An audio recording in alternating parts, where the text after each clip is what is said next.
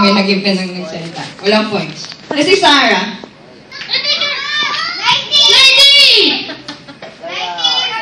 wala pa rin points kasi nagkaunahan kayo. Okay, so di ba ang tandaan na nila? Wait, upo muna.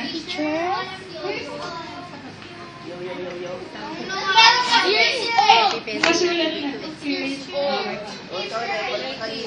Okay, so, di ba matanda na sila? Imposible ba kay God na bigyan sila ng anak? Oo, di ba walang imposible kay God?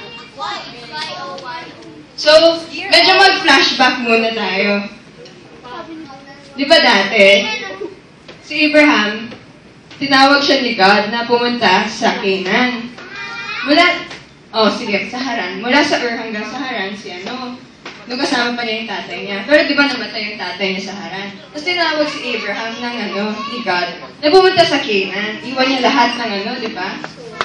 Iwan niya yung country niya. So sinama niya, sino kasama niya nun? Si Shiho. Si Lot at ownership skill niya. Okay. Wala pa siyang anak. Kasi, wait, ilang taon si Abraham nung time na yun? Ay, Abraham pala yung name pala nun. Sinong may alam ng age niya nun? Nung tinawag siya ni God? Mahanap sa Genesis 12 verse 5. Kaya tayo may Bibles, pwede niyo i-check. Pwede niyo i-check sa Bible.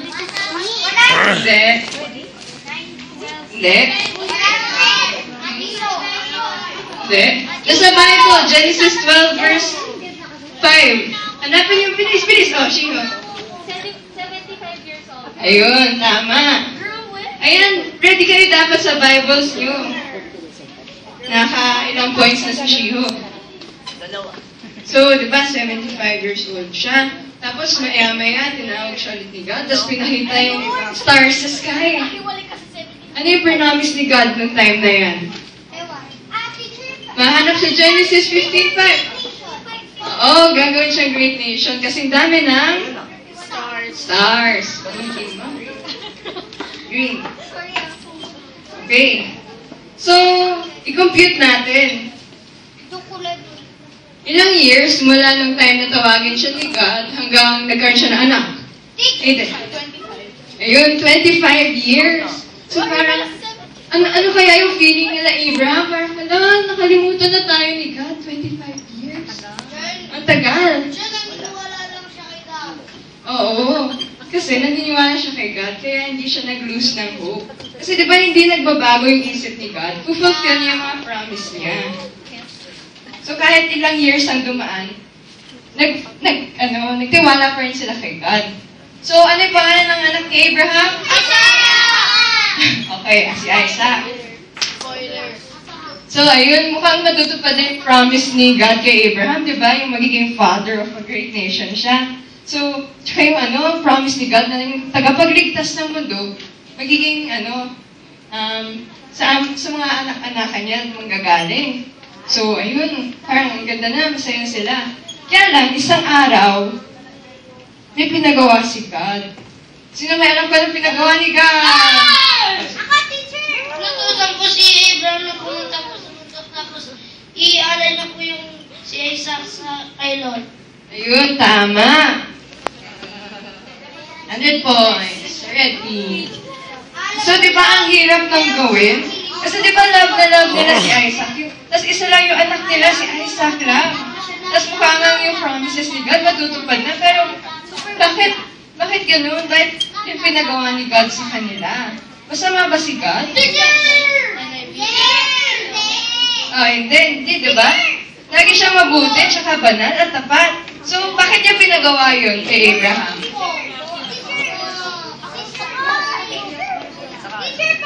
Sige, kanina pa kayo. Si Bea naman.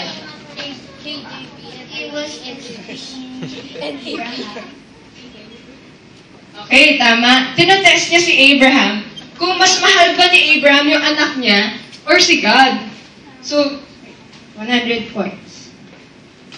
Ayun. So, yun yung test niya. So, bakit kaya yun gawin ni God? Bakit kaya yun ipagawa ni God kay Abraham? Sino pa? Sino pa? Oh, kung mga anak niya tayo, ano meron sa kanya? Uy. English pulpit. Oh, sige, accept na natin yun. Dahil mga anak niya tayo, di ba ginawa niya tayo? So siya yung may otoridad sa ating lahat. Kaya may karapatan siyang gawin na kahit ano na gawin natin. Diba? Okay, next. So, anong ginawa ni Abraham? Oo, hindi niya pinagdudahan o pinestyon si God. Sumunod siya kaagad, di ba? Nag-ready siya. So, yun, dinala niya na yung kutsilyo, yung apoy, yung kahoy, para mag-ready na, para iala yung anak niya. Dahil, nagtiwala at naniwala siya sa Diyos na tutuparin ng pangako niya kahit na may gagawin siya kay Isaac. Okay, so, medyo mag-flashback ulit tayo. Siyempre naalala niyo si Adam at si Eve, di ba? Ay, wait lang. Reverse pa pala. Ito yung pinaniniwalaan ni Abraham na kaya ni God na buhayin ulit si Isaac kahit na i-offer niya kay God si Isaac. Kasi alam niya na makapangyarihan ng Diyos at tutuparin talaga niya yung promise niya. Ganyan, sa Hebrews, makikita yung pangalan pa ni Isaac, di ba? So, dun sa flashback, naalala niyo si Adam and Eve, di ba? Parang kabaliktaran yung nangyari, di ba? Guess niyo ba kung bakit kabaliktaran yung nangyari?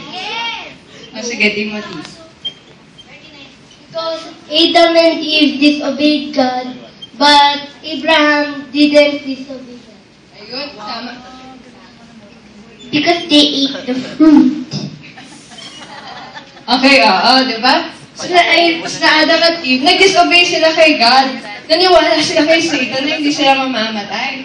Tapos si Abraham naman, kahit na yung i-offer niya anak niya, alam niyang mabubuhay siya ulit dahil alam niya yung kapangyarihan ni God. So naniwala siya kay God. Ang galing, no?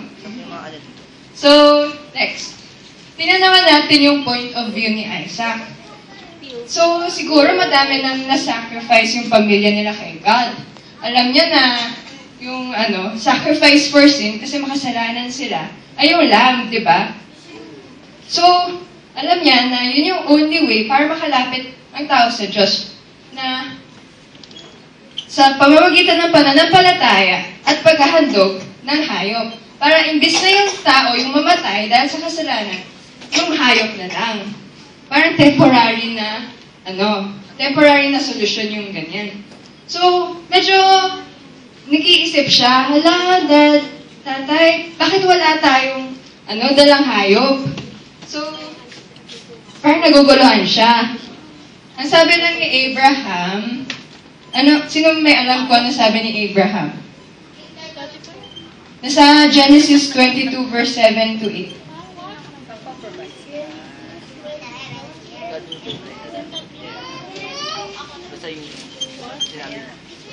Nauna na si Bea. God Himself will provide the lamb for the burnt offering Isaac. Ayun. So sabi niya, si God na yung magpro-provide. So ganyan kalaki yung faith niya kay God, di ba? So, next.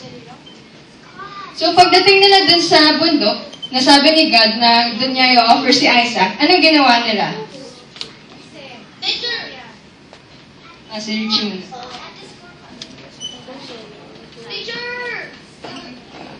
Oh. Sali na po siya sa tapos mag-aanda na po siya ng kutsilyo para patay sa isa. Ayun, tama. Tinali niya si Isaac. So, wala nang takas si Isaac. Nandun na siya. Wala. Tapos ayun, inangat na ni Abraham yung kutsilyo niya, sasaksakin niya na. Pero anong nangyari? Natuloy ba? Hindi. Sino pumigil sa kanya? Oo, si God. Ano sabi ni God? Ay. Abraham, don't lay a hand on the boy. Do not hurt him in any way. Kasi alam ni God na, oo, mas love mo talaga ako. Tagalog daw, Tagalog. Ay, okay. Sabi ni God, ano yun? Huwag mo hawakan yung anak mo. Kasi, ay, huwag mo sasaktan, sorry. Ayun. Ay, okay. So, di ba si God yung nagligtas kay Abraham? Parang ganun din yung nangyari kay Noah, di ba? Tsaka kay Lot. Si God lang yung makaligtas sa kanila. So, parang ganun ulit yung nangyari. Si God lang makaligtas kay Abraham. So, di ba, ayun na, sabi ni God, wag mo gawin yan. Tapos, pag tingala niya, ano nakita niya? Ano nakita ni Abraham? Pwede niya tingnan sa verse. Ano? Hindi lang. What did God see? When they reached the place God had told him about, Abraham built an altar there and arranged... Wait. Ano yung nakita niya yung Abraham? Sa 12.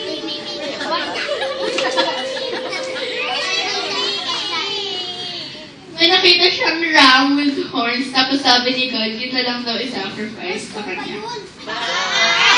So may nakita siyang ram. Alam mo yung kung ano yung ram? Yeah, ram is yung isang sheep. Oo, yung lalaking sheep. So yan, si God mismo yung nag-provide na kung anong isa-sacrifice ni Abraham sa kanya. Kasi diba wala silang dala? So, yun, si God na talaga makaligtas sa kanila. So, sino may alam kung bakit yung sungay ng ram, yung na-stuck sa bush? Bakit hindi yung katawan niya, yung buntot?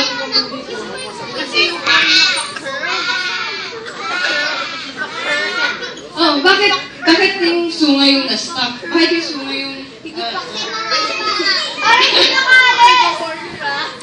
bakit hindi yung paa niya? Bakit hindi yung ulo yung Oh.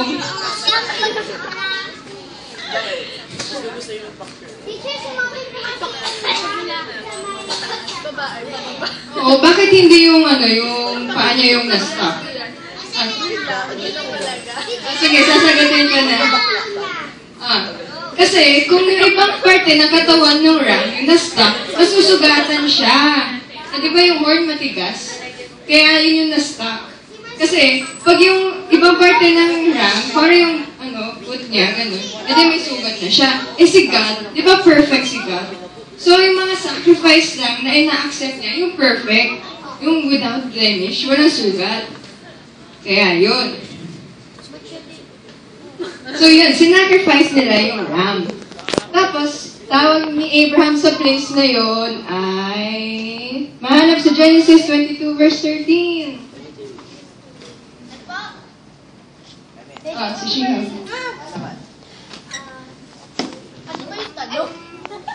Ano yung tawag niya sa place?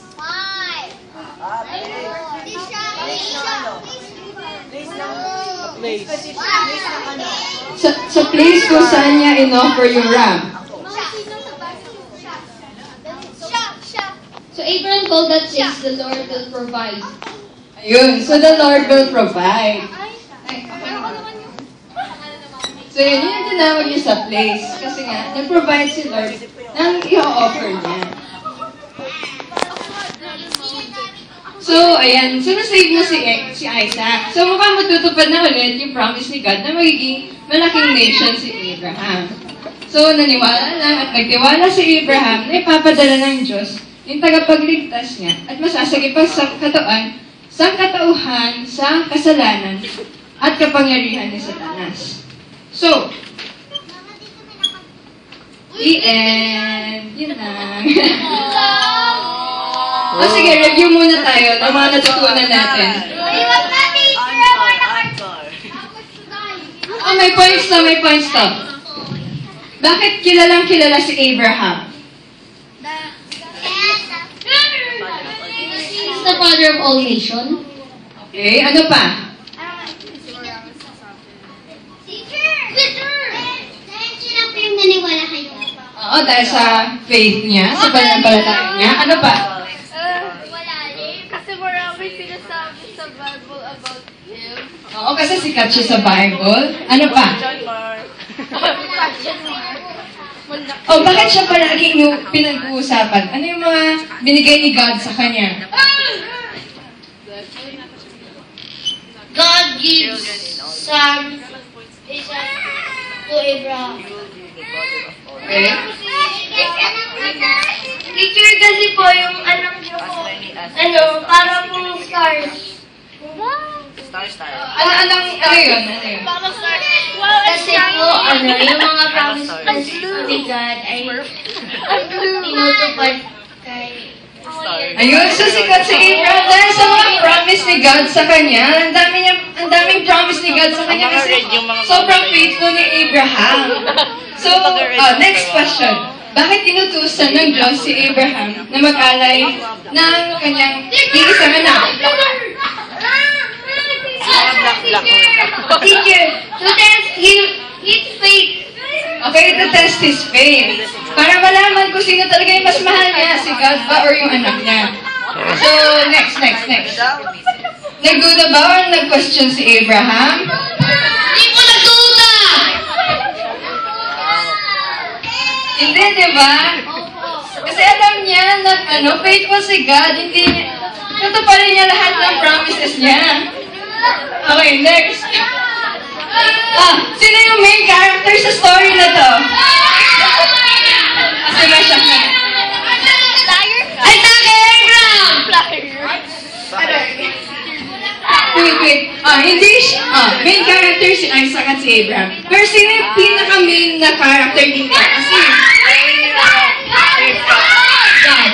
Oo, si God. And then sa lahat ng ibang Bible story natin, sino main character? Si God.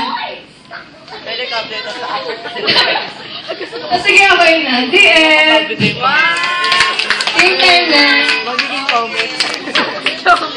Wow, thank you very much.